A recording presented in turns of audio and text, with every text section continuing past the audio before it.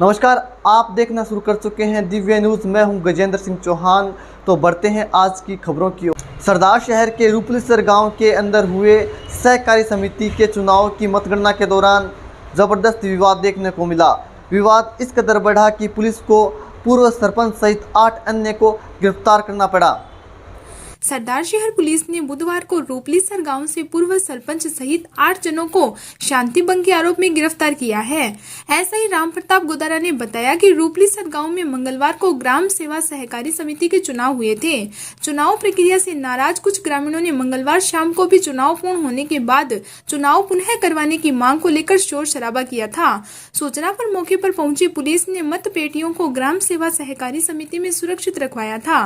बुधवार सुबह जब मतगणना की प्रक्रिया होनी थी तब चुनाव अधिकारी डॉक्टर सुनील कुमार मांडिया ने पुलिस थाने में एक लिखित रिपोर्ट देकर बताया कि कुछ ग्रामीणों द्वारा चुनाव प्रक्रिया का विरोध किया जा रहा है और वह लोग मतगणना प्रक्रिया में बाधा पहुंचा सकते हैं या मत पेटी छीन कर ले जा सकते हैं।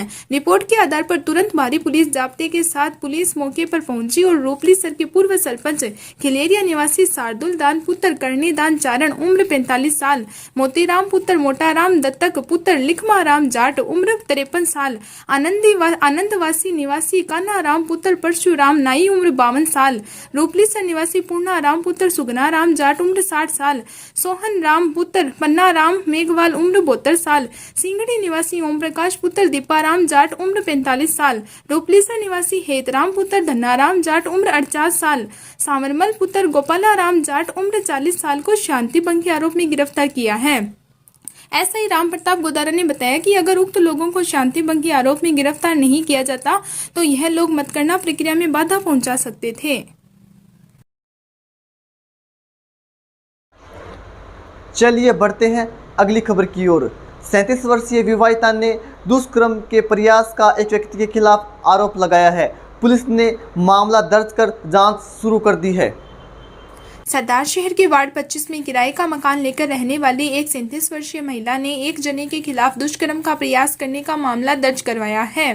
बुधवार को वार्ड 25 निवासी महिला ने अपनी रिपोर्ट में बताया कि मैं मेरे पति के साथ वार्ड 25 में किराए का मकान लेकर रहती हूँ।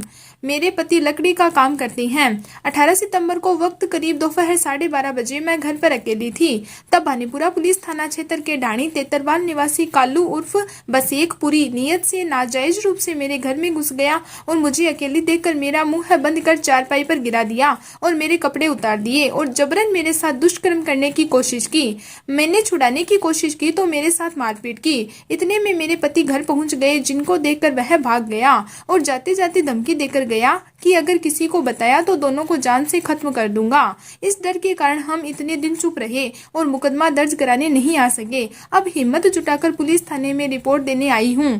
वहीं पुलिस ने विभिन्न धाराओं में मामला दर्ज कर पीड़िता का मेडिकल करवाकर आगे की जांच शुरू कर दी है।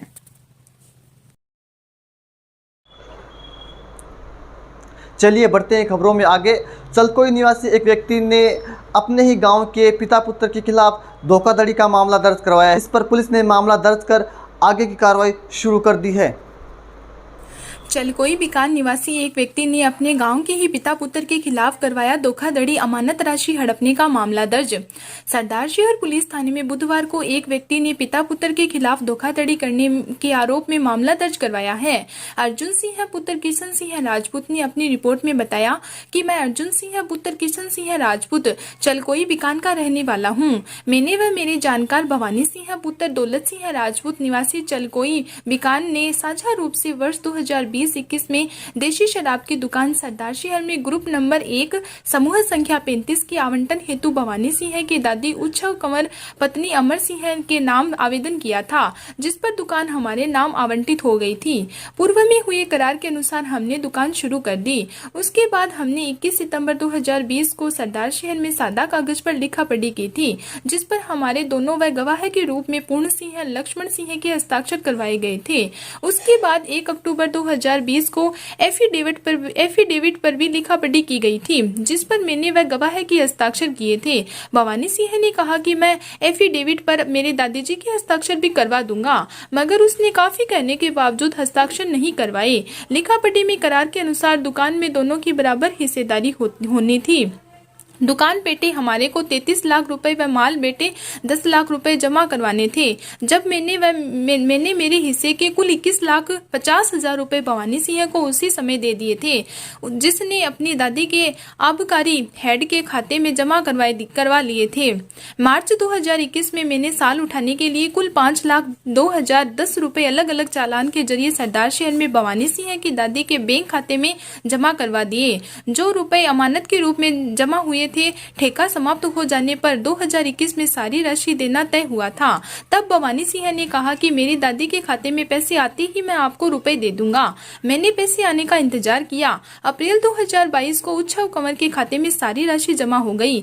तब मैंने भवानी सिंह से पैसे मांगे तो कहा कि जल्द पैसे दे दूंगा। उसके बाद मैं और लक्ष्मण सिंह उसके घर गए और उससे पैसे देने को कहा तो उसने कहा कि मैं सरदार शहर आकर पैसे दे दूंगा। मेरे पास सरदार शहर में शराब की दुकान मेरे पिता के नाम से आवंटित है। मैंने सरदार शहर में उसका इंतजार किया मगर वह नहीं आया। हमारी सारी बात लिखा पढ़ी सरदार शहर में हुई थी। हमारी लिखा पढ़ी में मेरे व भवानी सिंह, पूर्ण सिंह, लक्ष्मण सिंह के हस्ताक्षर हैं। उस समय ढाणी आशा निवासी शीशपाल व 2-3 अन्य व्यक्ति और थे। भवानी सिंह ने मेरे पैसे देने से इनकार कर दिया है। भवानी सिंह व उसके पिता दौलत सिंह ने बेईमानी के उद्देश्य से धोखाधड़ी करने की नीयत से मेरी अमानत राशि हड़प ली है। वहीं पुलिस ने विभिन्न धाराओं में मामला दर्ज कर जांच शुरू कर दी है। जम्मड़ भवन में रेहड़ी यूनियन के साथ नगरपालिका अध्यक्ष ने की बैठक। मनोनीत पार्षद चंपालाल सैनी भी रहे मौजूद। सरदार शहर के जम्मड़ भवन में बुधवार को कच्चा बस स्टैंड के रेहड़ी यूनियन के साथ नगरपालिका अध्यक्ष राजकरण चौधरी ने एक अंतिम बैठक का आयोजन किया। बैठक का मुख्य उद्देश्य सरदार शहर के कच्चा बस स्टैंड के सौंदर्यीकरण के बाद रेहड़ी वालों को पुनः उनके रोजगार के लिए स्थान देना था। लेकिन जिस समय कच्चा बस स्टैंड का सौंदर्यीकरण करवाने के लिए रेहड़ी वालों को बाहर भेजा गया, उस समय नगरपालिका की ओर से रेहड़ी वालों की एक लिस्ट तैयार की गई थी। नगरपालिका की ओर से तैयार की गई लिस्ट में लगभग 40 रेहड़ी वालों के नाम नहीं थे और 40 ऐसे रेहड़ी वालों के नाम थे जो कभी कच्चा बस स्टैंड पर रेहड़ी लगाते ही नहीं थे। इस बात का जब रेहड़ी यूनियन अध्यक्ष और मनोनीत पार्षद चंपालाल सैनी ने विरोध जताया तो नगरपालिका अध्यक्ष राजकरण चौधरी ने एक नई लिस्ट तैयार करने का निर्णय लिया, जिसके तहत वहां पर रेहड़ी लगाने वालों से पूछकर एक नई लिस्ट तैयार की गई। इस अवसर पर चंपालाल सैनी ने कहा कि कच्चा बस स्टैंड के अंदर सौंदर्यीकरण होने से पहले जो रेहड़ी वाले अपनी रेहड़ी लगाकर जीवन यापन करते थे, उनका नाम नगरपालिका द्वारा जारी की गई लिस्ट में नहीं है। इसीलिए नगरपालिका अध्यक्ष इस लिस्ट पर पुनः विचार करे और नगरपालिका द्वारा जारी की गई लिस्ट में कई ऐसे नाम हैं जिन्होंने कभी कच्चा बस स्टैंड पर रेहड़ी लगाई ही नहीं। जिसके बाद सर्वसम्मति से नगरपालिका अध्यक्ष राजकरण चौधरी ने एक नई लिस्ट बनाने का आग्रह किया, जिस पर पार्षद हंसराज सिंह और राजेश पारिक ने अहम भूमिका निभाते हुए सभी रेहड़ी वालों की सर्वसम्मति से एक नई लिस्ट जारी की। आपको बता दें कि आने वाले सोमवार तक सभी रेहड़ी वालों को कच्चा बस स्टैंड के अंदर उन्हें स्थान दिया जाएगा, जिसको लेकर एक लॉटरी भी निकाली जाएगी, जिसके तहत कोई भी रेहड़ी कहाँ लगानी है उसका स्थान तय किया जाएगा। इस अवसर पर एडवोकेट राजेंद्र राजपुरोहित, पार्षद फारूक जान, मोहम्मद ताराचंद सैनी सहित बड़ी संख्या में रेहड़ी यूनियन के सदस्य और नगरपालिका प्रशासन के सदस्य मौजूद रहे। एहतियात के तौर पर एसआई राम प्रताप गोदारा के नेतृत्व में पुलिस जाब्ता भी तैनात रहा। इस अवसर पर सभी रेहड़ी यूनियन के सदस्यों ने नगरपालिका अध्यक्ष राजकरण चौधरी का आभार प्रकट किया और कहा कि नगरपालिका अध्यक्ष द्वारा हमारे साथ वादा किया गया था कि कच्चा बस स्टैंड का सौंदर्यीकरण होने के बाद सभी रेहड़ी वालों को कच्चा बस स्टैंड के अंदर पुनः स्थान दिया जाएगा। उस वादे को नगरपालिका अध्यक्ष ने बखूबी निभाया है। सभी रेहड़ी यूनियन के सदस्यों ने नगरपालिका द्वारा तैयार की गई लिस्ट पर तालियां बजाकर अभिनंदन किया। गुरुवार को सरदार शहर पंचायत समिति सभागार में लगेगा तहसील स्तरीय दिव्यांग शिविर।